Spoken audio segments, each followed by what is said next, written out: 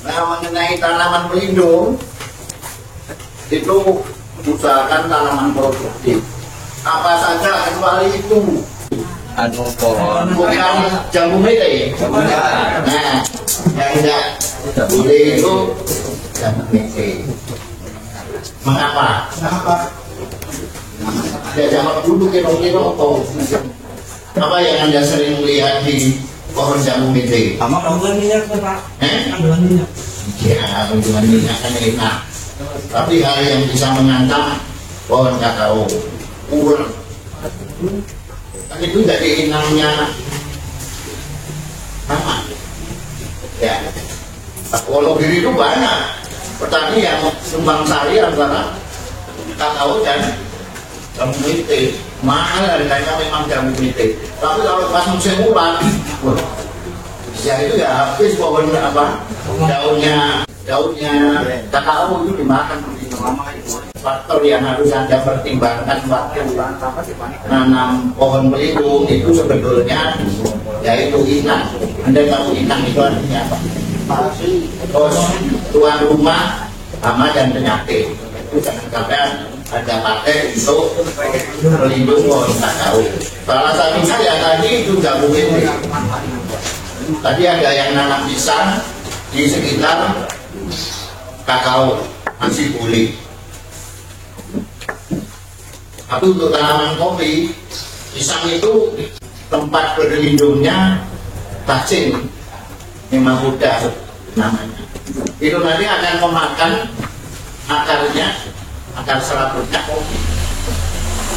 Jadi Anda bisa mengidentifikasi, oh ini tanaman kopi kakao sehat apa enggak itu dari warna daun. Kalau warna daunnya sudah agak kuning, pucat, lama-lama rontok, itu mesti ada salah satu hama dan penyakit yang di situ. Entah yang serang akarnya sehingga akar serabutnya hilang, yang menyebabkan input makanan ke semula bagian tubuh pohon produktif itu menjadi berkurang, akhirnya mati. Indikasi awalnya ya warna daun itu. Kalau Anda ke dokter itu kan pertama yang dilihat kan apa? Mana ada celak-celak kayak gini loh. Nah, ngomong celak-celak gitu masukkan memang. Tapi ya itu prosedur untuk melihat Anda itu sebetulnya kecukupan darah apa enggak. Kalau warnanya merah, darahnya apa? Baik jumlah maupun kualitas. Tanaman juga begitu. Ada warna kuning-kuning, Anda harus segera tangkap itu. Oh ini mungkin saja ada jamur akar, mungkin juga karena nematoda itu. Jamur akar itu termasuk penyakit yang harus diwaspadai di kakao. Lalu nanti itu akibatnya daunnya rontok, pohonnya mengkering. Karena akarnya itu diselimuti oleh jamur, jadi dia tidak bisa mengisap nutrisi. Ini saya itu mau menerangkan ini, tapi kalau tidak kelihatan, jadi ya percuma saja. Coba lanjut. Intinya Jawa Tengah itu hanya memproduksi 2.000 ton biji kakao per tahun. Yang bisa menyelamatkan Anda sekalinya, bukan Pak Gubernur. Sementara kebutuhan pasarnya itu jauh lebih tinggi. Jadi peran Anda itu sangat dominan, bukan figuran, tapi Anda itu aktor utama penghasil biji kakao. Pertama, kita penuhi dulu misalnya industri Jawa Tengah, dan tadi disampaikan PT Pajajaran. Oke, jadi tugas Anda berat. Yang nomor 3 mau Mbak. Nah, Kabupaten Cilacap itu sudah terkenal petaninya bisa melakukan fermentasi dengan baik. Ini juga nanti harus tanya mau dengan fermentasi.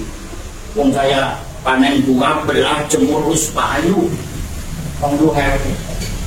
Nanti tanya Mbak Andri, apa pengaruh fermentasi terhadap cita rasa ini? Mbak Andri ini dari industri rumah tangga, tapi produknya itu sudah terkenal di mana-mana.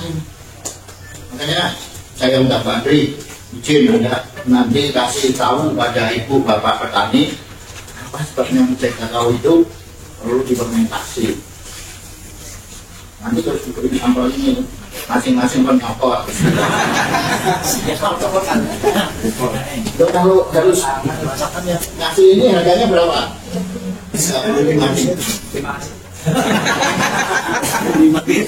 Terus ada itu jual biji kakao fermentasi, katakanlah saya beli dari Pak Gunawan kemarin berapa Mbak?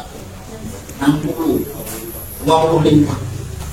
Biji fermentasi 55. Kalau saya yang ngomong mungkin Anda tidak percaya. Wah, ini bagus. Tapi nanti dari pelaku langsung saya beli dari Pak Iwan, Pak Gunawan 55 sampai 60 ribu belum oke. Saya buatin 1 kilo jadi berapa ini Mbak? Tapi nanti kan Anda tambah gula susu yang akhirnya jumlah produknya jadi lebih banyak. Nah ini menjadikan contoh, saya undang beliau itu ya untuk menjelaskan. Lalu ada tanya, Anda jangan pasti pasrah. Boleh pasrah itu untuk hal-hal yang memang manusia itu tidak bisa menyelesaikan. Kalau manusia bisa menyelesaikan, selain pasrah, usaha. Nah usaha itu bisa diperpendek dengan cara tanya pada orang yang pengalaman. Anda untuk cari pengetahuan kakao tidak perlu ikuti saya sekolah 20 tahun. Tak perlu. Tapi dengarkan itu apa yang diomongkan Pak Sri itu, lalu yang tidak jelas tanyakan. Oke Pak, jadi kan Yeswani biro? 62. Wajib, terpacang. Saya tidak itu dulu bulan. 7 tahun. Sudah 10 tahun. Iya, terus yang mana Pak? Nah, benar kalau jaringan itu punya 75 hektar. Aku saya tahu petani itu tidak akan mungkin punya lahan 50 hektar kecuali almarhum Bob Hasan. Hanya pernah kok dengan Bob Hasan itu petani yang semula hanya punya lahan 200 meter persegi akhirnya kaya-kaya. Tapi sekarang sudah meninggal. Kita doakan Barok Ude. Amin. Ada juga hari hanya pilihan 1 hektar. Kalau kita banyak loh. Kalau Anda tanami full 1000 pohon, 1 pohon kakao bisa menghasilkan 1 kilo, berarti 1 hektar itu sudah dapat 1 ton. Tapi harga yang disampaikan Mbak Andri lagi 60.000. Berarti hasilnya kilo Pak. Bimbingan matematik yang paling sederhana. Berapa? 6 juta. 1 ton 1000 kilo dijual 60.000. Tidak ada buka HP, minta perlahan Google. Dengan itu mana yang benar? 60. Nolnya kan nambah dulu ya. Karena Anda sudah mendekati level orang berpenghasilan menengah atas. Belum lagi kalau nanti ada tanam petai, tanam alpukat, macam-macam itu kan tambah. Jadi 60 juta. Jadi jangan beranggapan saya orang miskin ini enggak. Dulu seperti saya gajinya saya potongan per tahun. Anda bisa 60 juta belum yang sampingan. Makanya mulailah hitung harga pokok produksi. Pernahkah penjenengan itu? Bagus. Berapa harga pokok produksi per kilo? Itu minimal, maksimal. Produksi per pokok dan hanya 1 ton. Kalau 1 ton berarti sekitar itu percaya. Cuma tanah. Kalau mengenai anak yang Anda sebaiknya tanya Rocky Gerung. Iya, saya tanam belum sampai 1000 karena tidak punya lahan untuk tanam 1000. Terus, ya kita lagi berusaha agar bisa menanam 1000. Bagaimana seperti itu? Loh tadi Bapak bilang sudah nanam 1000 pohon per hektar. Andai kata, Nah,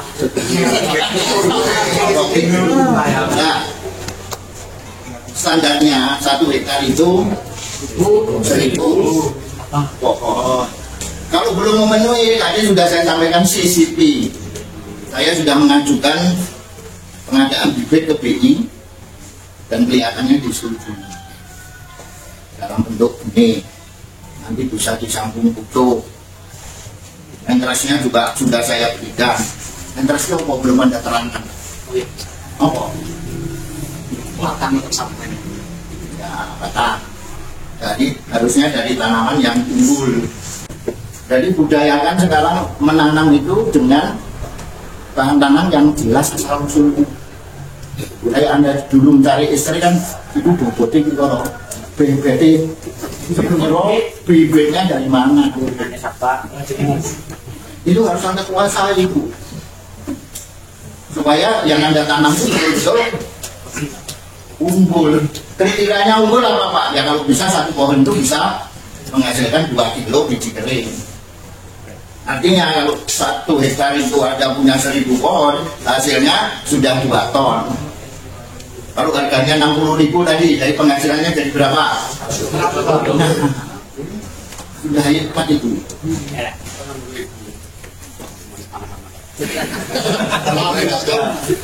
Apa-apa itu dimulai dari anak-anak. Tapi jadikanlah anak-anak itu menjadi anak-anak kan gitu. Udah anak-anak ini tuh sudah bagus. Sudah bagus. Bayangkan orang yang nggak punya anak-anak. Kan mukanya kosong gitu. Kalau yang punya anak-anak itu mukanya seger.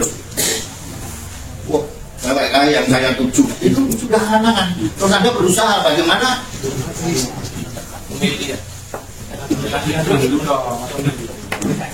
Dengan cara kalian. Nah, usahakan yang kalian itu dari gelem.